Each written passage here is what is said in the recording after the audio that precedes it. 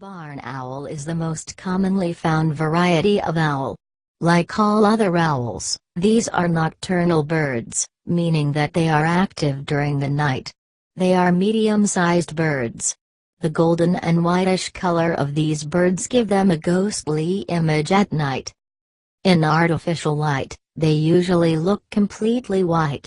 They have small black eyes on a long heart-shaped face. These owls can hunt efficiently even in complete darkness, because they do not depend on eyesight that much.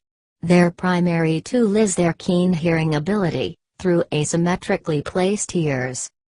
Instead of hooting, these owls make a strange, high-pitched cry.